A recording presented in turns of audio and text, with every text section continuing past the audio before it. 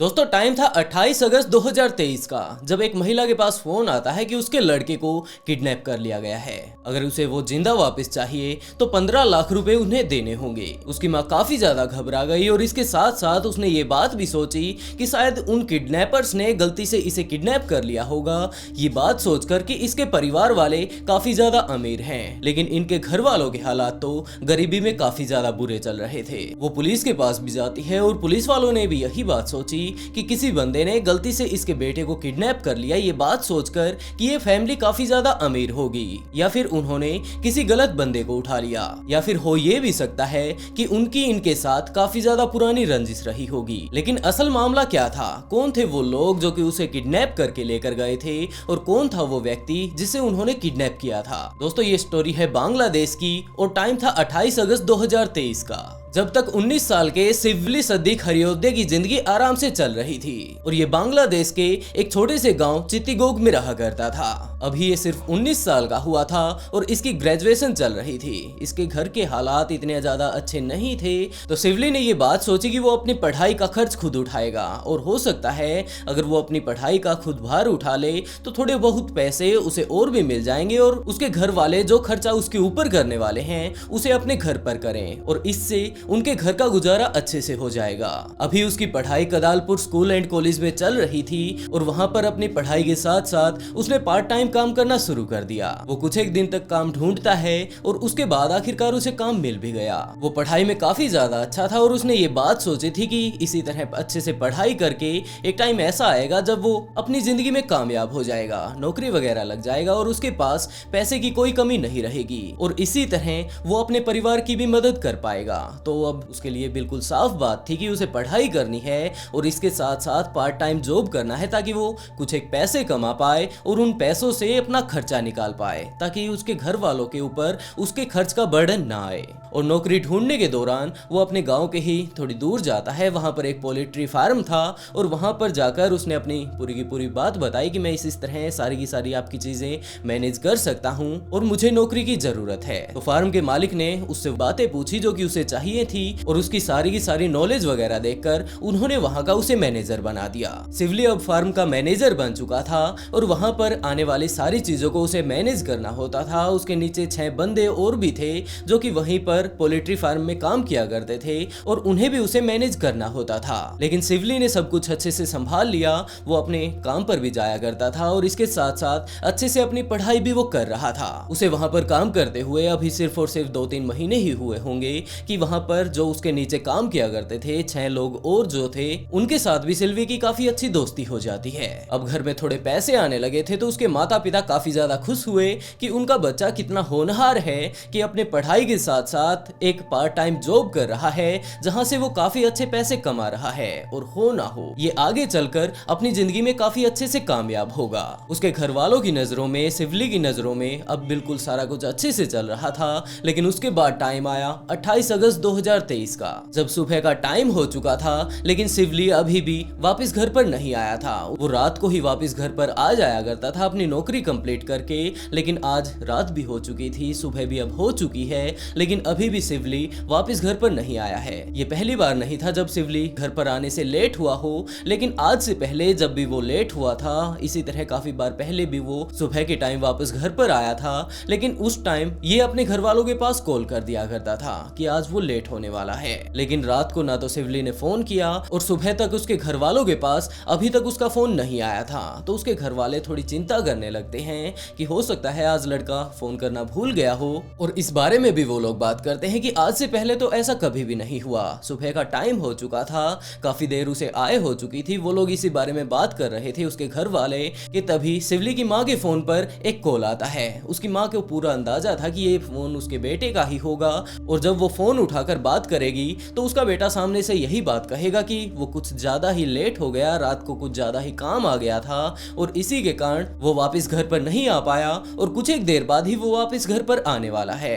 लेकिन जैसे ही उसकी माँ ने फोन उठाया तो दूसरी तरफ शिवली ही उनसे बातें कर रहा था, लेकिन वो काफी ज्यादा बुरी कंडीशन में था। उसने फोन उठाते ही अपनी माँ को ये बात बताई कि कुछ एक लोगों ने उसे किडनैप कर लिया है और अब वो लोग उसे काफी बुरे तरीके से टॉर्चर कर रहे हैं। शिवली की माँ इस बात को सुनकर काफी ज्यादा घबरा गई और वो शिवली से और ज्यादा बातें करती उससे पहले ही फोन कट जाता है। वो तुरंत भागकर उसके पिता के पास जाती है और उन्होंने पूरी की पूरी बात बताई कि शिवली का फोन इस तरह से आया था और उसने ये बात बताई है कि उसका किसी ने किडनैप कर लिया है। उसके माता पिता भी इस बारे में बात कर ही रहे थे कि आखिरकार अब हमें क्या करना चाहिए, और उन्होंने अपने आस पड़ोस में भी इस बारे में बताया कि हमारे लड़के को इस तरह किसी ने किडनैप कर लिया है, ये फोन हमारे पास आया है, अब हमें क्या करना चाहिए। वो लोग इसी बारे में सोच रहे थे कि तभी शिवली के फोन से दोबारा से उन लोगों के पास कॉल आता है और अब की बार उसके फोन पर शिवली बात नहीं कर रहा था, जबकि बात कर रहा था उसका किडनैपर। और उसने ये बात कही कि अगर आप लोग अपने बच्चे को जिंदा वापस चाहते हैं तो जल्द से जल्द 15 लाख टके का इंतजाम कर ले।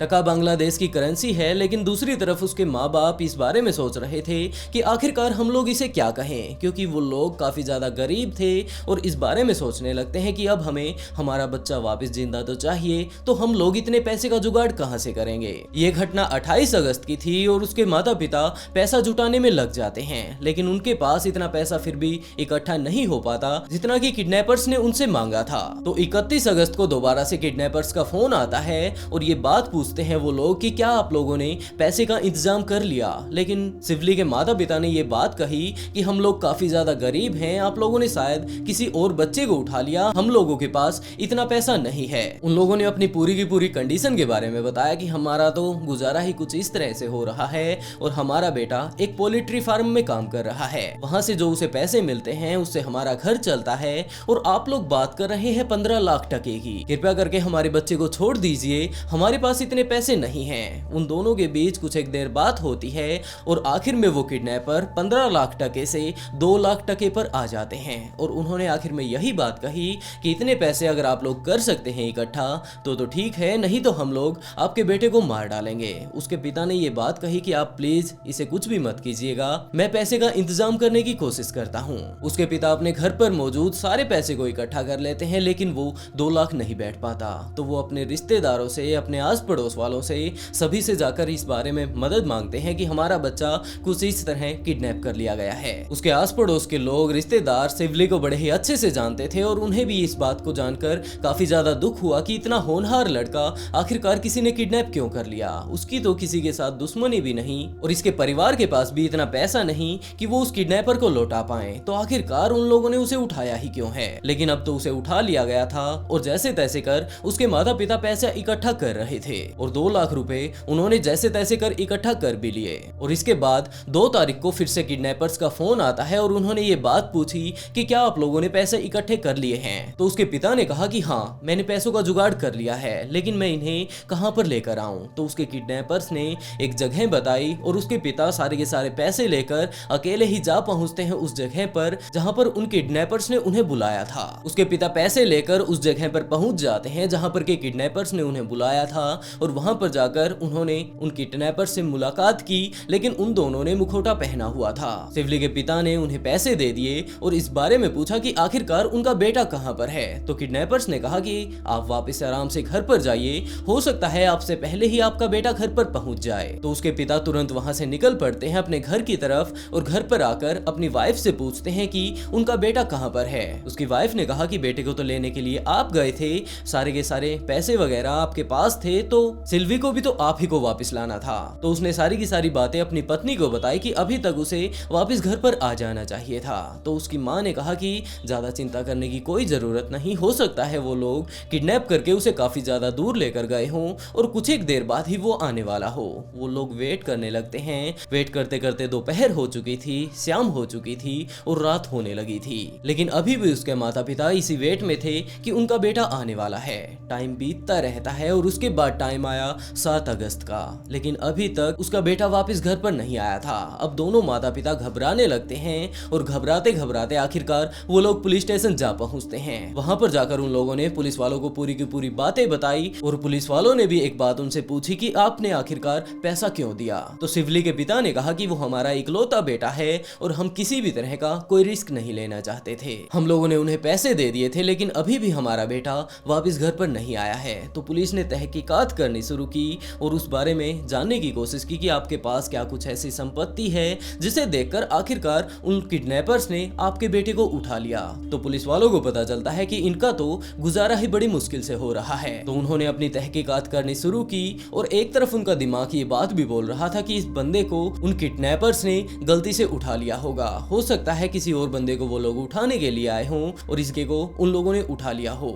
लेकिन अब जो भी हो, उसे उठा लिया जा चुका है, पैसे भी किडनैपर्स को दिए जा चुके हैं, लेकिन अभी भी लड़का गायब है। तो उन्होंने तहकीकात करनी शुरू की और इस बारे में तो ये बात पहले ही क्लियर हो चुकी थी कि ये सारी की सारी चीजें सिर्फ पैसे के लिए नहीं की गई, क्योंकि ये लोग काफी ज्यादा गरीब हैं, जरूर इसके पीछे कोई ना कोई रंजिश रही होगी। तो पुलिस वालों ने उसके घर वालों से पूछना शुरू किया कि क्या आपकी किसी के साथ लड़ाई हुई है, लेकिन उसके घर वालों ने साफ इस बात से इनकार कर दिया कि जनाब हमारी ना तो किसी के साथ लड़ाई है और ना ही हमारे बच्चे की किसी के साथ लड़ाई है। वो तो काफी ज्यादा पढ़ाकू किस्म का है, पूरा का पूरा दिन अपनी पढ़ाई पर ध्यान रखता है और इसके बाद जा पहुंचता है अपने पोल्ट्री फार्म। पुलिस वालों ने पूछा कि वो फार्म में क्या करता है और इस बारे में और ज्यादा जब डिटेल ली तो पुलिस वालों ने पूछा कि उसके फार्म पर क्या सब कुछ सही चल रहा था। उसकी मां ने कहा कि हाँ बिल्कुल सब ठीक चल रहा था, लेकिन आज से लगभग 2-2.5 महीने पहले शिवली ने एक बात अपनी मां को बताई थी कि वहां पर और जो काम करने वाले लोग हैं उनके साथ शिवली की लड़ाई हो गई थी।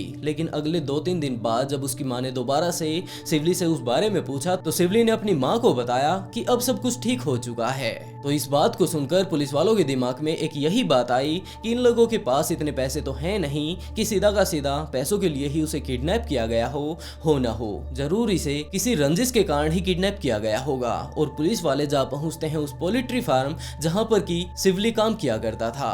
वहां पर मौजूद जितने भी वर्कर थे शिवली के नीचे काम किया करते थे, उनसे वो लोग पूछताछ करने लगते हैं, लेकिन वहां पर पुलिस वालों को कोई भी बात ऐसी पता नहीं चलती जिससे पुलिस वाले ये बात कह सके कि शिवली के गायब होने का कारण यहीं से शुरू हुआ है। पुलिस वाले बाहर जाकर और ज्यादा तहकीकात करते हैं, लेकिन उनके हाथ कुछ भी नहीं आता। तो वो लोग वापस जा पहुंचते हैं पोल्ट्री फार्म और वहां पर मौजूद शिवली के नीचे जितने भी लोग काम किया करते थे उन सभी को उठा लेती है और उन्हें अलग अलग बैठाकर उनसे पूछताछ करनी शुरू करती है। वहां पर कुल 6 लोग काम किया करते थे, लेकिन अब इस टाइम वहां पर सिर्फ 4 लोग ही थे। और इनके ऊपर भी खास तौर पर पुलिस वालों को शक तब हुआ कि हो सकता है इन्हीं कोई कांड रचा हो जब वो लोग पोल्ट्री फार्म के मालिक के पास जाते हैं और उन्होंने पूछताछ करनी शुरू की कि जब से शिवली गायब हुआ है क्या ये लोग टाइम टू टाइम आ रहे हैं। लेकिन पोल्ट्री फार्म के मालिक ने साफ इनकार कर दिया कि जनाब जब से वो लड़का गायब हुआ है इनमें से भी कोई ना कोई बंदा गायब रहता है। कभी तो ये 3 लोग यहाँ पर काम करने के लिए आते हैं,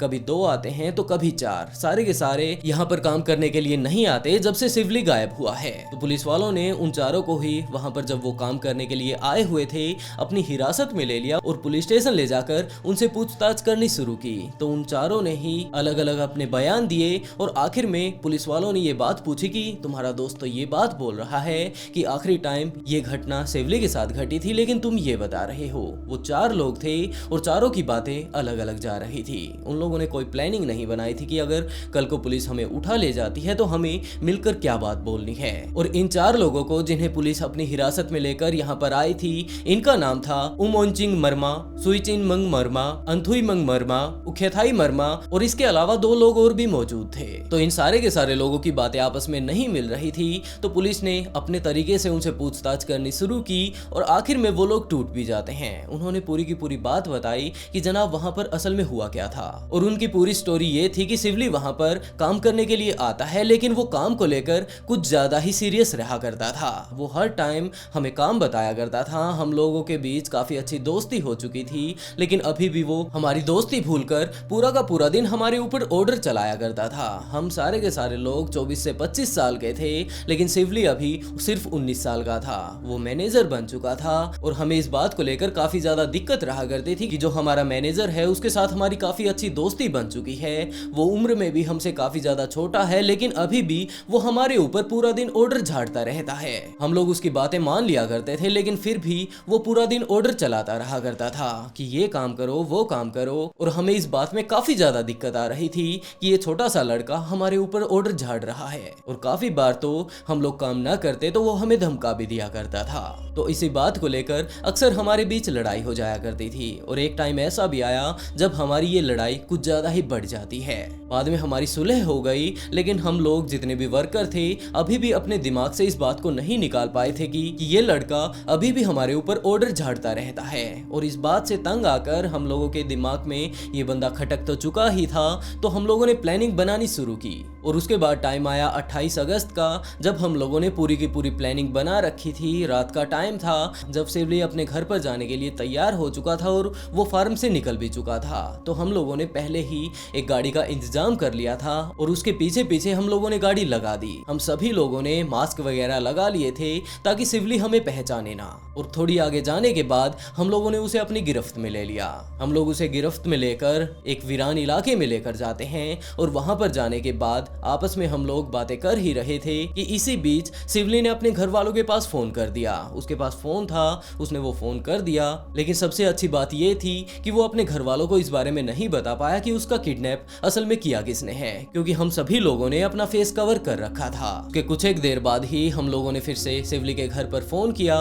पहले तो शिवली बता ही चुका था कि उसे किस तरह से किडनैप कर लिया गया है, लेकिन टाइम रहते हम लोगों ने उससे फोन ले लिया और कुछ एक देर बाद हम लोगों ने उसके घर पर फोन करके अपनी डिमांड रखी। शिवली के घर वालों ने हमें ये बात कही कि उसके घर के हालात इतने ज्यादा अच्छे नहीं हैं, तो वो 15 लाख टका नहीं दे सकते। और आखिर में हमें भी पता था इस बारे में कि ये बंदा पोल्ट्री फार्म में ही काम करता है, तो इनके पास कितने पैसे हो सकते हैं। और हम लोगों ने कम से कम पैसे लेने की कोशिश की और आखिर में हम लोग 2 लाख टके पर आ चुके थे। लेकिन इसी बीच शिवली को जब हम लोगों ने अपना बंधक बना रखा था तो हमने अपना मुखौटा उतार लिया साइड में जाकर, और शिवली भी वहां पर आ पहुंचता है और वो हमें देखकर काफी ज्यादा हैरान रह गया कि यार तुम लोगों ने ही मुझे किडनैप कर लिया, आखिरकार ये सब तुमने क्यों किया। लेकिन अब शिवली को इस बारे में पता चल चुका था कि उसके किडनैपर कौन है, और पैसे लेकर अगर हम उसे छोड़ देते तो वो जाकर जरूर पुलिस में कंप्लेंट करता और उसके बाद आप लोग जानते ही हैं कि क्या होने वाला था। तो हम लोगों ने उसके पिता से पैसे लिए